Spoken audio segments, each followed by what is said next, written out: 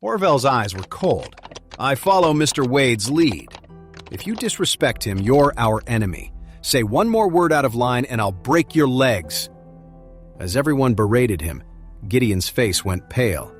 He was too shocked to speak. Just then, Tristan Finch called out coldly, "Martin Serrano, get over here!" Hearing this, Martin panicked. The others might not know, but he knew his so-called miracle cure hadn't actually healed Tristan Finch. Now, standing in front of the man himself, his lies were about to be exposed. But he had no choice. He had to bite the bullet, step forward, and say respectfully, "Mr. Finch." Tristan snapped angrily, "I just heard you claim you cured my illness with that medicine you're holding." Martin panicked. "Mr. Finch, I was just exaggerating. Please forgive me." In reality, Martin knew the truth. After he sold the medicine to Tristan, Tristan had told him that while it was powerful and had eased his old injuries, it was far from a complete cure. The only reason he'd claimed it cured Tristan was to make himself look good. He never dreamed Tristan would actually show up here. Now, facing Tristan, he was extremely nervous. Although he was a well-known holistic medicine doctor himself, he was nowhere near Tristan's level. Tristan was the president of the Holistic Health Association. If Martin angered him, Tristan could get him kicked out of the Holistic Health Network with just a single word. In that way, all the hard work of his life would be lost. But Tristan wasn't about to forgive Martin that easily. He glared at Martin and said coldly, "You've offended Mr. Wade. Apologize to him immediately." Martin was furious. What the hell? Apologize to some kid? Why? So what if he exaggerated a little? That didn't make him any less of a doctor than Charlie. With that thought, he said stubbornly, "Mr. Finch, I admit I exaggerated about what the medicine did for you. But this Wade kid was talking trash and insulting my magical medicine. Why should I apologize to him?" Tristan's face darkened. He pulled Martin aside and whispered, "You idiot! Do you have any idea who made that magic medicine you're holding?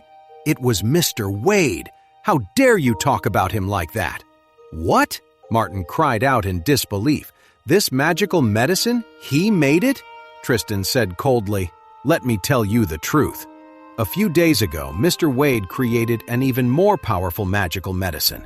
That's what truly cured my old injuries. And you dare to question his skill?" Martin was in a complete panic. Sweat was pouring down his face.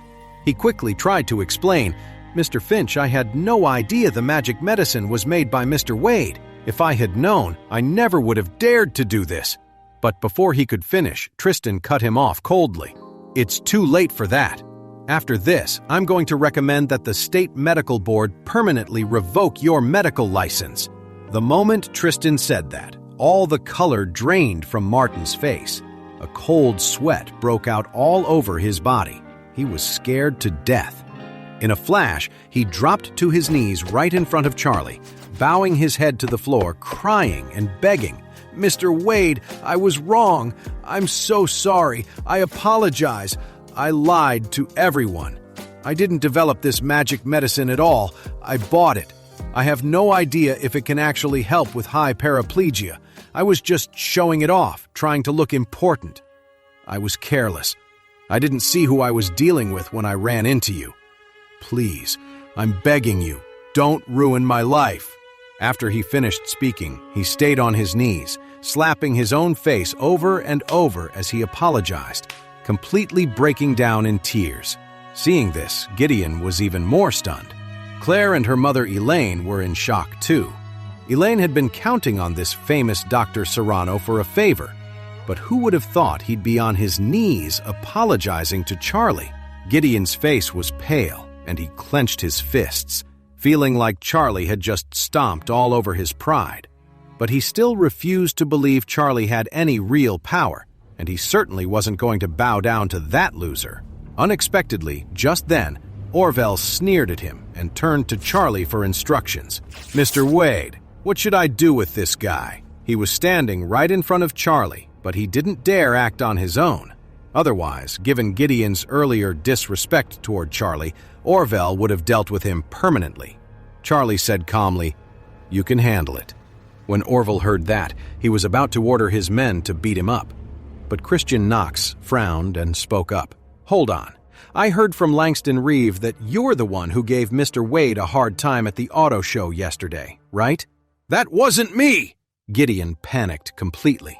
Even though he'd lost big yesterday, he knew it was his own fault for starting trouble with Charlie, and now it looked like they were about to settle both scores at once. When Orville heard that, he sneered again.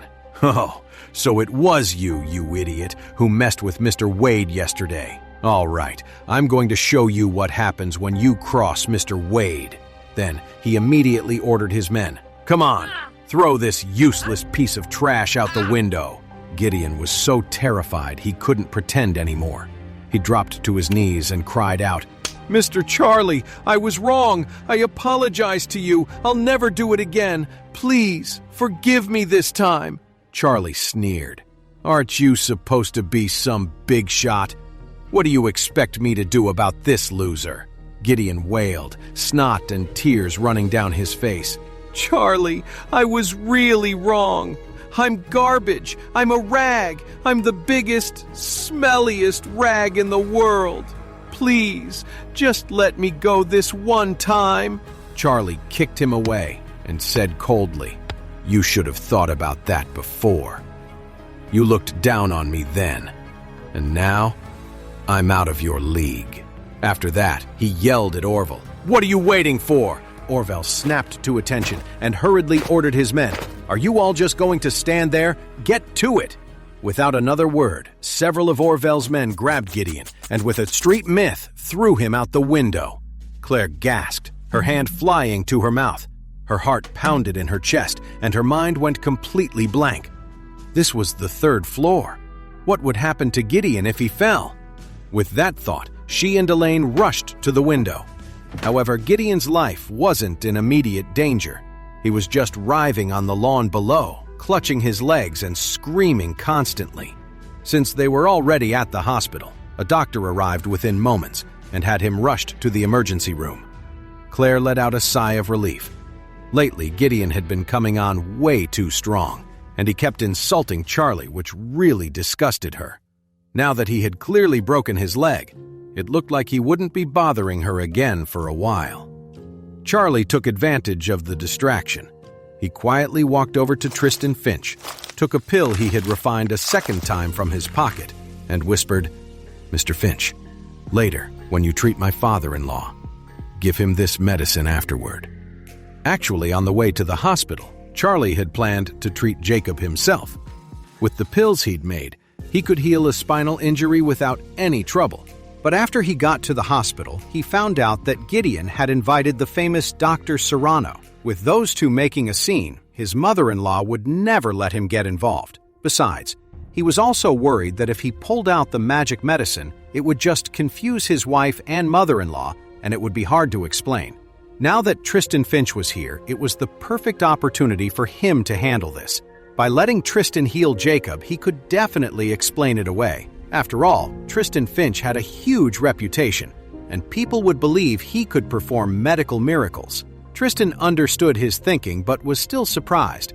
He asked, "Mr. Wade, a spinal injury is a huge challenge in medicine. There's no known cure for it right now. Can your magical medicine really fix it?" He then added apologetically, "Sorry, Mr. Wade, I didn't mean to doubt your magic drug, but I'm just a little shaken. This is truly beyond anything I understand." Charlie said calmly, "Don't worry. This medicine can repair the damage to the spine." Tristan was amazed.